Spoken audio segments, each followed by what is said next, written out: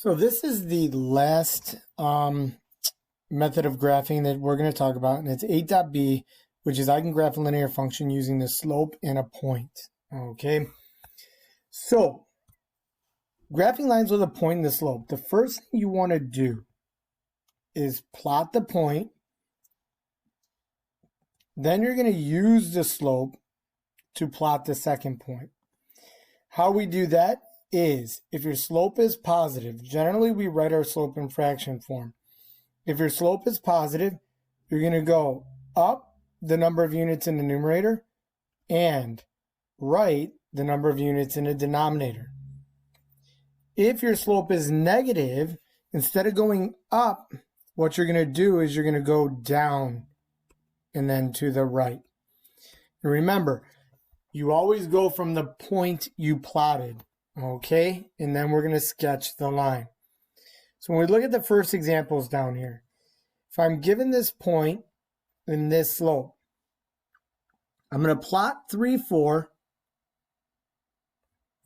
Then from there, I'm going to make my slope a point.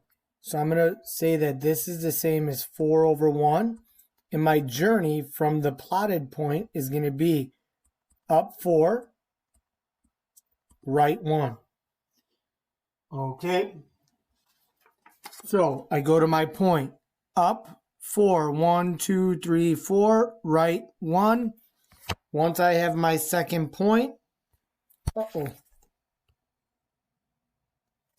once I have the second point, I'm going to go ahead and sketch the line. Okay. Look in the second one. I'm going to plot the point -5, 6. Oh, -5, 6 is right here. My slope is -3, so I'm going to put that over 1. That tells me I'm going to go down 3 and right 1. So I'm going to go down 3, right 1. Once I have my second point plotted, I go ahead and I sketch my line. Next one, plot -7, -4. My slope is positive 3/4, so I'm going to go up 3, right 4. So up 3, right 1, 2, 3, 4. Once I have my 2 points, now I can go ahead and graph my line. And the last one, plot 2, -5, which is right down here. My slope is -3/2, so I'm going to go down 3, right 2. So down 1, 2, 3, right 2. And from here, graph my line. Okay, so now with that, if we're given a specific form of an equation, such as, say, slope-intercept form, right away when I see this equation, I know m is my slope. What you have to understand is b, right? B is the y-intercept.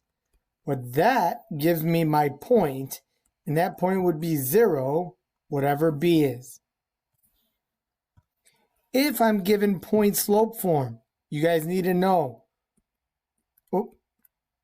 m is my slope, right?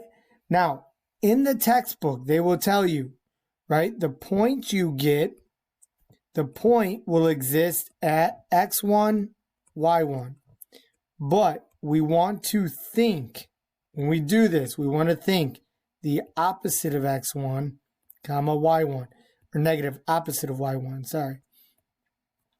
So when we go to point slope form to pull the point out, we think the opposite of whatever x1 is, the opposite of whatever y1 is. So slope y1 and x1. So we look at the first example here. What form are we in? That's slope-intercept form. So we gather all of our information. First thing, slope is -6. Make it a fraction by putting it over 1. My journey, down 6,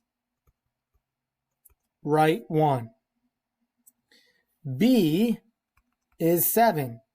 So my y-intercept is going to be 0, 7. So I'm going to go to my graph. I'm going to plot 0, 7. Then my slope tells me from there, go down 1, 2, 3, 4, 5, 6, right 1. I could do it another 6 if I wanted. 1, 2, 3, 4, 5, 6, over 1. And right away, I can go ahead and sketch my line. Okay. Now, letter B. Slope-intercept form, right? This is y equals mx plus b. So m is 3/5. B is -2. So my y-intercept is 0, -2. So I always plot my point first. 0, -2. My slope tells me I'm going to go up 3, right 5. So up 1, 2, 3, right 1, 2, 3, 4, 5, and sketch your line. Now in letter C, this is point slope form. Now remember, we said here we need a point and a slope. Well, what is the slope? My slope here is -2. If I make that a fraction, I put it over 1. So we're going to go down 2, right 1.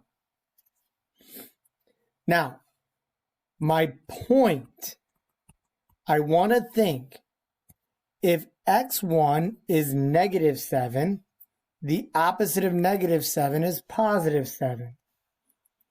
y1 is +5. The opposite of +5 is -5. So right away, in this example, I know a point is 7, -5. And then my slope tells me I'm going to go down 2. So 1, 2, right 1. I could do it again if I wanted. And right away, I can sketch my line. Okay. Now, the next one. Right, letter D. When I look at this one, my slope is 6, right? Put it over 1. My journey, up 6, right 1. Now I need that point. So my point, the opposite of +3 is -3. The opposite of -4 is +4. So I'm going to plot -3, 4. My slope tells me I'm going to go up 1, 2, 3, 4, 5, 6 over 1. And right away, I can sketch my line.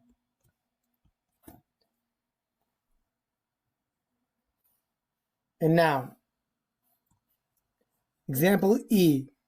Right away, my slope is +3/5. So that tells me my journey is going to be up 3 and right 5. Now, I need a point. So the opposite of +4 is -4. The opposite of +6 is -6. So I'm going to plot -4, -6. My slope then tells me to go up 1, 2, 3, right 1, 2, 3, 4, 5. I have 2 points plotted. So now I can sketch my line. All right. Example F.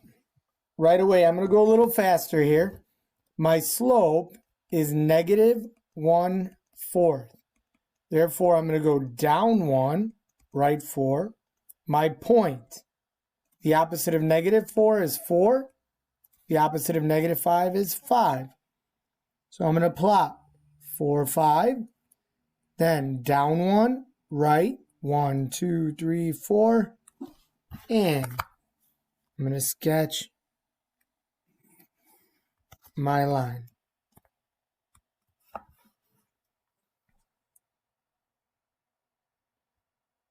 Example G, slope, positive 5/2.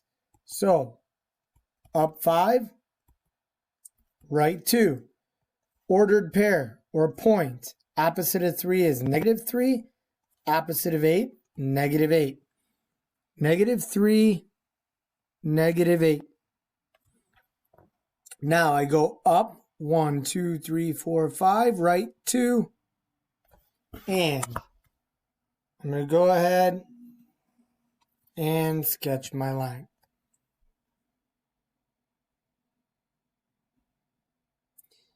And the last one. Right away, my slope is negative 2/3. So, journey down 2, right 3. Now, in this case, right, what they did is they brought that over. So just let you know, I am going to do the opposite of that, which is negative 9. But when they brought the 1 over, they already switched the sign, so it's negative 1. So the ordered pair here would be negative 9, negative 1. Then I'm going to go down 2, right 3, and sketch my line. Okay, so another way to approach this problem is to distribute the negative 2/3. So that would give me negative 2/3 x, then negative 2/3 times 9 is negative 18/3, which is minus 6 minus 1. So y is equal to negative 2/3 x minus 7. And if I use the slope and the y-intercept, I would plot 0, negative 7. Then I would go down 2, right 3. And if you look, all of these points align. And I am done. Go ahead, try the student practice, and let us know if you have questions.